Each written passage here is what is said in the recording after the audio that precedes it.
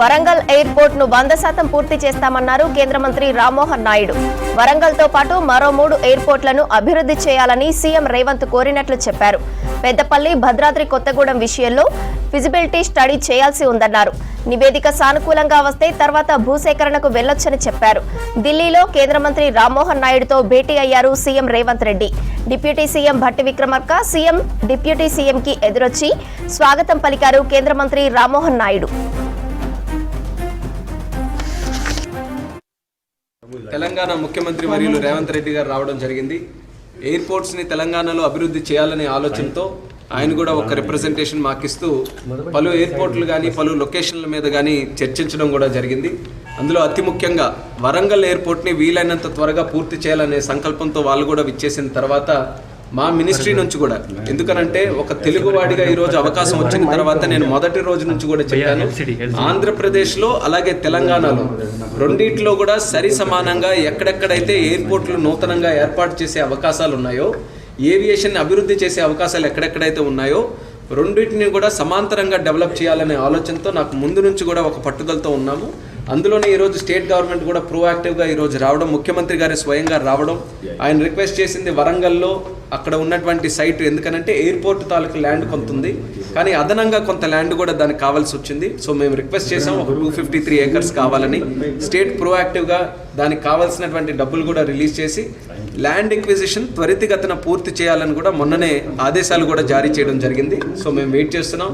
Land acquisition ఎంత తొందరగా అయితే ఎయిర్పోర్ట్ అథారిటీ ఆఫ్ ఇండియా తరపున మేము పూర్తిగా రెస్పాన్సిబిలిటీ తీసుకొని అక్కడ బ్రహ్మాండమైనటువంటి ఎయిర్పోర్టు వరంగల్కి అందరికీ కూడా ప్రజలందరూ కూడా మెచ్చుకునే విధంగా అక్కడ ఒకటి ఏర్పాటు చేయాలని దాని మీద నిర్ణయం తీసుకోవడం జరిగింది.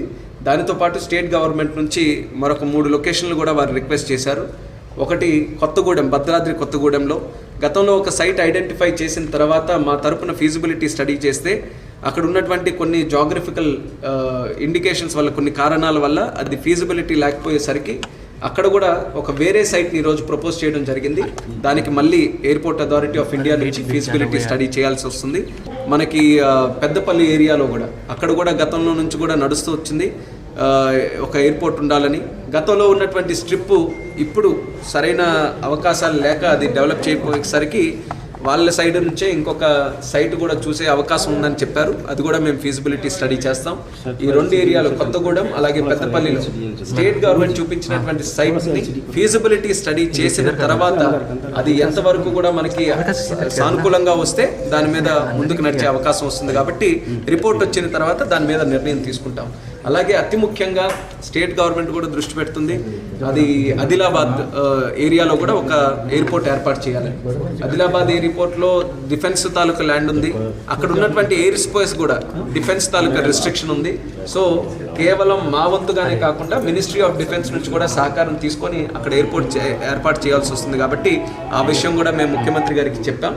సో మినిస్ట్రీ ఆఫ్ డిఫెన్స్ సహకారం తీసుకొని కూడా అక్కడ ఏర్పాటు చేయడానికి ఒక నిర్ణయం తీసుకుంటాం. ఆదిలాబాద్ స్ట్రాటజిక్ లొకేషన్, ఆ చుట్టుపక్కల మహారాష్ట్ర తాలూకు బార్డర్ ఉంది, దగ్గరలోనే ఛత్తీస్గఢ్ ఏరియా కూడా వస్తుంది. ఆ ప్రాంతంలో ఎక్కడ కూడా దగ్గరలో ఎయిర్పోర్ట్ లేనందువల్ల అక్కడ మంచి డిమాండ్ కూడా ఎస్టాబ్లిష్ అయ్యే అవకాశం ఉంది. కాబట్టి అది ఖచ్చితంగా భవిష్యత్తులో చేసే అవకాశాలని తీసుకొని వచ్చే విధంగా మా వంతు ప్రయత్నం చేస్తామని కూడా తెలియజేశాం.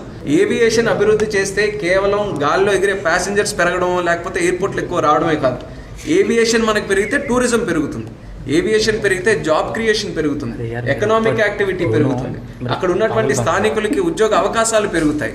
అలాగే ఇంజనీర్స్కి కానీ, టెక్నీషియన్స్కి కానీ, పైలట్స్కి కానీ అనేక రంగాల్లో అధిక ఉపాధి అవకాశాలు దక్కే వస్తుంది. కాబట్టి అందరూ ఆసక్తిగా చూస్తున్నారు మా ప్రాంతానికి ఈరోజు ఎయిర్పోర్ట్ రావాలని.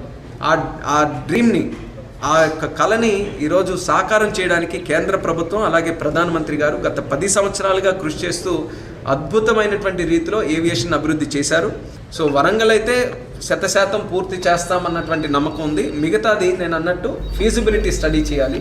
ఫీజిబిలిటీ స్టడీ చేస్తే ల్యాండ్ ఎక్విజిషన్ ప్రాసెస్కి వెళ్ళాలి. సో స్టెప్ బై స్టెప్ ఉన్నాయి కాబట్టి దాని మీద కంటే ఈరోజు వరంగల్ మాత్రం ఇమీడియట్గా మేము